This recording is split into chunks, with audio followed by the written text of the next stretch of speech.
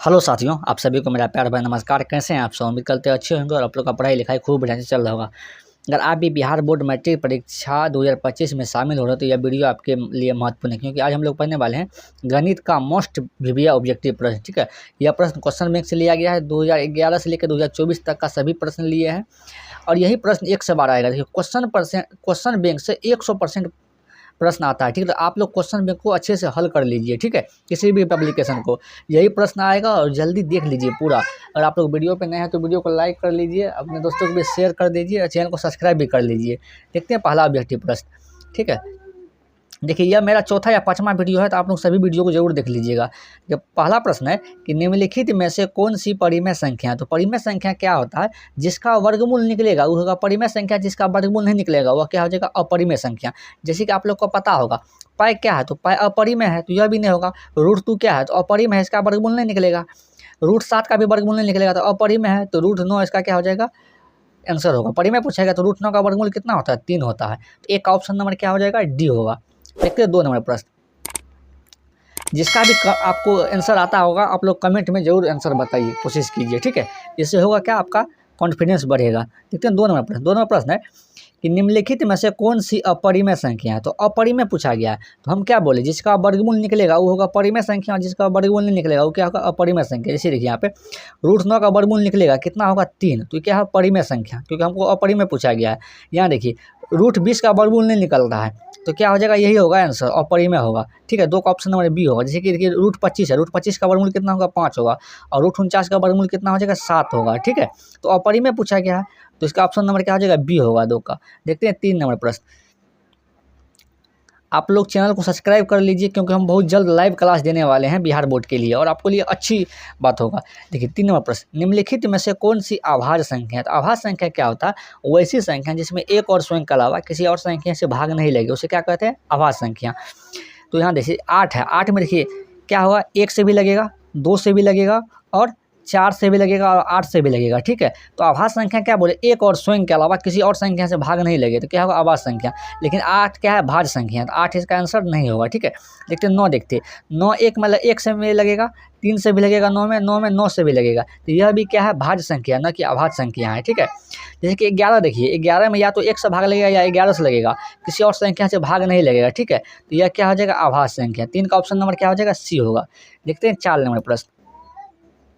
आपको जिसका भी आंसर आता है वो आप लोग कमेंट में जरूर बताइए और आपको वीडियो कैसा लग रहा है यह भी कमेंट में जरूर बताइए। देखिए 4 का प्रश्न, निम्नलिखित में से कौन साइन 60 डिग्री के बराबर है। देखिए साइन 60 डिग्री का कौन बराबर है? तो साइन 60 डिग्री का मान कितना होता है? यहाँ देखिए साइन 60 डिग्री का मान कितना होता है आप लोग बताइए। तो साइन 60 डिग्री का मान होता है √3/2, √3/2 होता है। ठीक है, तो कॉस 30 का मान कितना होता है? कॉस 30 का मान होता है साइन 30 √3/2। ठीक है, तो इसका आंसर क्या हो जाएगा? ए 4 का। लेकिन देखिए कॉस 45 का मान कितना होता है? 1/√2, यह भी आपको आना चाहिए।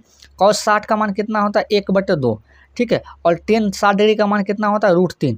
आपको सभी मान याद होना चाहिए त्रिकोणमितीय टेबल का। अगर आपको नहीं आता है तो हम वीडियो बताए हुए हैं, वीडियो में जाके आप लोग देखिए। ठीक है, 4 का ऑप्शन नंबर क्या हो जाएगा? ए होगा। साइन 60 डिग्री किसके बराबर होगा? कॉस 30 के बराबर होगा। ठीक है, देखते हैं 5 का प्रश्न। 5 का प्रश्न है कि 9 sec square theta minus 9 tan square theta बराबर है, यह किसके बराबर है? ठीक है, देखिए दोनों में 9 दिया हुआ है तो 9 क्या करेंगे? कॉमन ले लेंगे। अगर 9 कॉमन ले लिए तो यहाँ पे क्या बचेगा? सेक स्क्वायर थीटा और माइनस टेन स्क्वायर थीटा।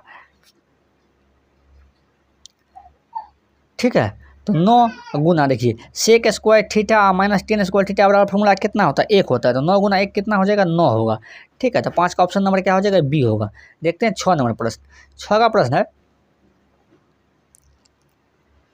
कि 3, 5, 2, 5, 7, 5, 8, 5 का बहुलक है। तो बहुलक कोई भी अगर डाटा आपको दिया हुआ आंकड़ा उसका बहुलक पूछेगा तो बहुलक क्या होता है?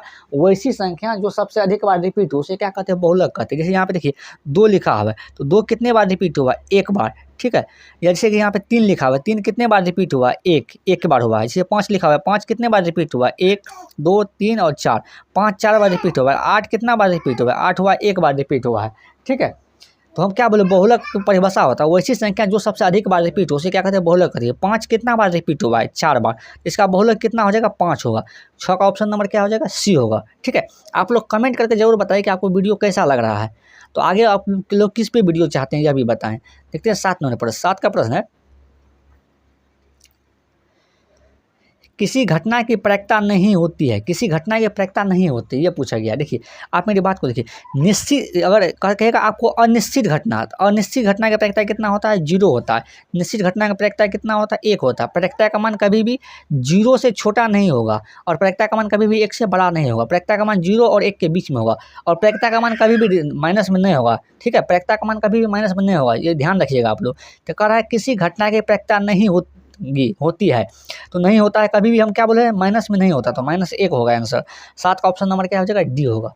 देखते हैं 8 नंबर प्रश्न। 8 का प्रश्न है, जिसका भी आंसर आपको आता है आप लोग कमेंट में जरूर बताइए। ठीक है, 8 का प्रश्न है कि यदि घन का आयतन 216 सेंटीमीटर क्यूब हो तो घन का भुजा ज्ञात करें। तो घन का आयतन क्या होता है, घन का आयतन होता है भुजा क्यूब। ठीक है, जिसका वैल्यू दिया हुआ है 2 से 16 के बराबर दिया हुआ है। ठीक है, इस साइड क्यूब है, उस साइड लेके जाएंगे तो क्या हो जाएगा, क्यूब रूट हो जाएगा, मतलब घनमूल हो जाएगा। ठीक है, तो 2 से 16 का घनमूल निकालेंगे, तो 2 से 16 का घनमूल निकालेंगे तो कितना, 2 से 16 का घनमूल कितना होगा, 6 होगा। ठीक है, तो इसका भुजा ही माने हैं, तो इसका भुजा कितना हो जाएगा, 6 सेंटीमीटर। ठीक है, तो 8 का ऑप्शन नंबर क्या हो जाएगा, बी होगा। देखते हैं 9 नंबर प्रश्न। 9 का प्रश्न है, 44 मीटर परिधि वाले वृत्त की त्रिज्या होगी। तो जिसके एक वृत्त है जिसका परिधि दिया हुआ है 44 मीटर, इसकी त्रिज्या पूछा गया। तो वृत्त का परिधि का फॉर्मूला क्या होता है, 2πr। ठीक है, इसी के बराबर दिया हुआ है 44 मीटर, इसका त्रिज्या पूछा गया। तो 2π का मान कितना होगा, 22/7। ठीक है, गुना r बराबर कितना हो जाएगा, 44। ठीक, ठीक है, त्रिज्या आर का मान, त्रिज्या पूछा गया तो आर, देखिए 44 का तो 44 रहेगा। ठीक है, 2 गुना है, साइड रहेगा तो क्या हो जाएगा, भाग हो जाएगा, गुना। देखिए 22/7 है, बराबर को साइड लेके जाएंगे तो क्या हो जाएगा, 7/22 होगा, क्योंकि यह पलटी मार देगा।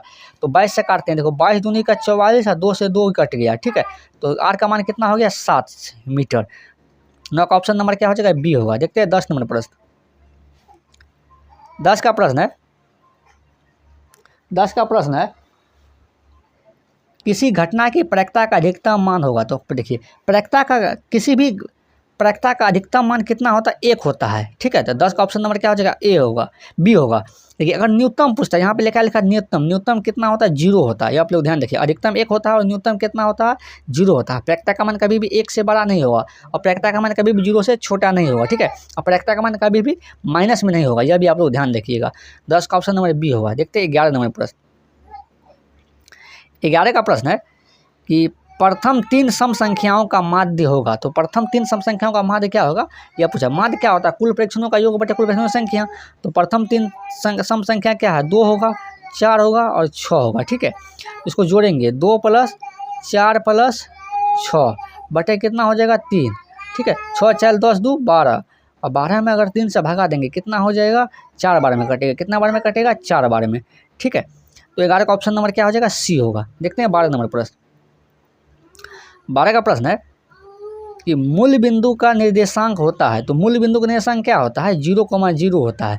ठीक है, तो 12 का ऑप्शन नंबर क्या हो जाएगा, ए होगा। जैसे कि यहाँ देखिए, यह हो गया आपको y अक्ष। ठीक है, यह हो गया आपको x अक्ष, और x अक्ष y अक्ष जहाँ पे काटता है, प्रतिच्छेद करता है, उसी को क्या बोलते हैं, मूल बिंदु। और मूल बिंदु का निर्देशांक कितना होता है, 0,0। आप लोग ध्यान रखिएगा। ठीक है, तो 12 का ऑप्शन नंबर ए होगा। देखते हैं 13 का प्रश्न। 13 का प्रश्न है कि निम्नलिखित में से √2 किसके बराबर होगा। तो √2 किसके बराबर होगा, किसका मान है √2। ये tan 60 का मान कितना होता है, tan 60 का मान होता है √3। tan 60 का मान कितना होता है, √3। tan 60 का मान कितना होता है, √3 होता है। ठीक है, देखिए cos 45 का मान, cos 45 का मान कितना होता है, 1/√2 होता है। ठीक, sin 30 का मान कितना होता है, 1/2 होता है। और sec 45 का मान कितना होता है, √2 होता है। आपको त्रिकोणमिति में यह सभी मान याद होने चाहिए, क्योंकि डायरेक्ट आपसे पूछेगा। ठीक है, इसका ऑप्शन नंबर क्या हो जाएगा, डी होगा। 13 का ऑप्शन नंबर क्या हो जाएगा, डी होगा। ठीक है, देखते हैं 14 का प्रश्न। 14 का प्रश्न है कि बिंदु 2,3 की दूरी मूल बिंदु से होगी। तो मूल बिंदु से किसी बिंदु की दूरी क्या होता है, √x² + y²। यही इसका फार्मूला है। ठीक है, तो पहला होता है एक्स का मान, तो 2 दिया हुआ है तो 2 का स्क्वायर हो जाएगा। दूसरा होता है वाई का मान, 3 दिया हुआ है तो 3 का स्क्वायर हो जाएगा। ठीक है, रूट में 2 का स्क्वायर कितना हो गया 4, 3 का स्क्वायर कितना हो गया 9 रूट में। ठीक है, तो 9 4 कितना हो गया 13, कितना हो गया 13। 14 का ऑप्शन नंबर क्या हो जाएगा सी होगा। 14 का ऑप्शन नंबर कितना होगा सी होगा। ठीक है, देखते हैं 15 का प्रश्न। आप लोग कमेंट करके जरूर बताएं कि आपको वीडियो कैसे लग रहा है। देखिए कहा है एपी, एपी मतलब समांतर श्रेणी, अर्थमेटिक प्रोग्रेशन 10, 7, 4 डॉट डॉट का 30वां पद है, तो हमको 30वां पद ज्ञात करना है। ठीक है, तो ए का मान दिया हुआ है, ए का मान कितना दिया हुआ है 10 दिया हुआ है।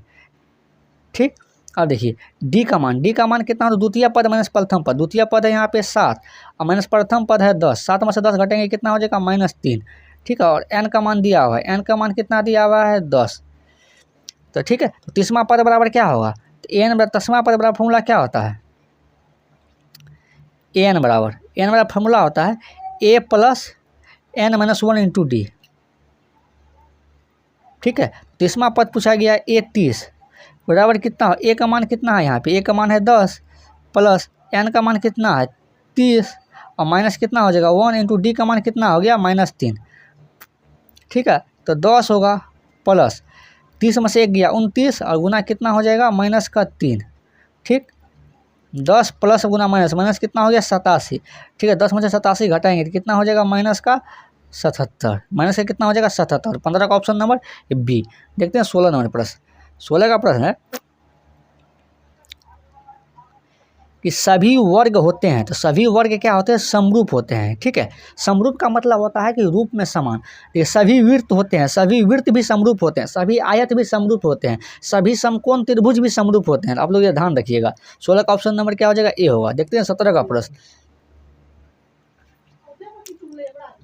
17 का प्रश्न है कि द्विघात समीकरण 3x² - 48 बराबर 0 के मूल्य है, इसका मूल्य ज्ञात करना है। देखिए यहाँ पे लिखा हुआ है 3x² माइनस का 48 बराबर 0। ठीक है, तो देखो इसको क्या लिखेंगे 3x² बराबर ये माइनस में 48 है, बराबर को साइड लेके जाएंगे क्या हो जाएगा प्लस का 48 हो जाएगा।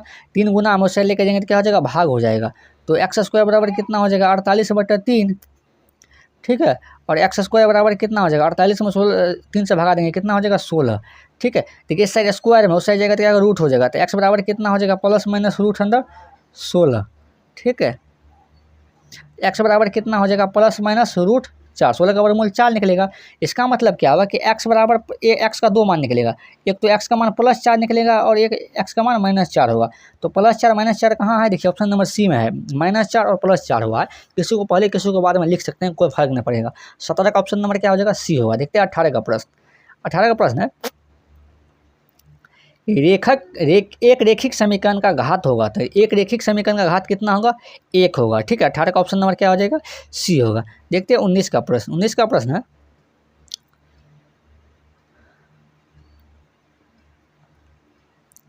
कि समीकरण 2x + 3y बराबर 7 और 6x + 5y बराबर 11 के हल हैं, इसका हल पूछा गया। तो सबसे पहले a1/a2 का मान निकालेंगे, a1/a2। a1 का मान कितना है 2 है, a2 का मान कितना है 6 है। इसको काटेंगे तो कितना हो जाएगा 1/3 होगा। ठीक है, b1/b2, तो b1 का मान कितना है यहाँ पे 3 है और b2 का मान कितना है 5 है। देखिए a1 का मान कितना है a1/a2 का मान है 1/3 और b1/b2 का मान कितना है 3/5। ये दोनों बराबर नहीं है, तो a1/a2 लिखेंगे बराबर नहीं है b1/b2 का। यह किस रेखा का होता है, तो प्रतिच्छेदी रेखा का होता है। किसका होता है प्रतिच्छेदी रेखा का। और प्रतिच्छेदी रेखा क्या होता है केवल एक हल या अद्वितीय हल होता है। ठीक है, तो 19 का ऑप्शन नंबर क्या हो जाएगा बी होगा। देखते हैं 20 नंबर प्रश्न। 20 का प्रश्न है निम्नलिखित में से कौन सी भाज्य संख्या है, तो भाज्य संख्या कौन है यह पूछा है। भाज्य संख्या क्या होता है वैसी संख्या जिसमें एक और स्वयं के अलावा किसी और संख्या से भाग लगे उसे क्या कहते हैं भाज्य संख्या कहते हैं। ठीक है, जैसे कि 11 देखिए 11 क्या बताए थे इससे पहले अभाज्य संख्या है, 11 नहीं होगा। ठीक है, जैसे 17 देखिए 17 में भी केवल 1 और 17 से भाग लगेगा। ठीक है, तो यह भी क्या है अभाज्य संख्या, भाज्य संख्या नहीं है, 17 भी नहीं होगा। ये 27 देखिए 27 में 1 से भी लगेगा, 3 से भी लगेगा, 9 से भी लगेगा और 27 से भी लगेगा। तो यह क्या है भाज्य है, एक और स्वयं के अलावा किसी और संख्या से भाग लग रहा है, 3 और 9 से लग रहा है, तो यह क्या हो जाएगा भाज्य होगा। ठीक है, तो 19 का ऑप्शन नंबर 20 का ऑप्शन नंबर क्या हो जाएगा? सी होगा। जैसे 31 भी देख लीजिए, 31 भी अवध संख्या है, 1 और 31 के अलावा किसी और संख्या से भाग नहीं लगेगा, ठीक है। 20 का ऑप्शन नंबर क्या हो जाएगा? सी होगा। अगर आपको यह वीडियो अच्छी लगे तो वीडियो को लाइक करें, अपने दोस्तों को भी शेयर करें, और चैनल पर नए चैनल को सब्सक्राइब करें, और हमें कमेंट करके ज़रूर बताएं कि आपको वीडियो कैसा लगा और आप किस टॉपिक पे वीडियो चाहते हैं, ठीक है। Thank you.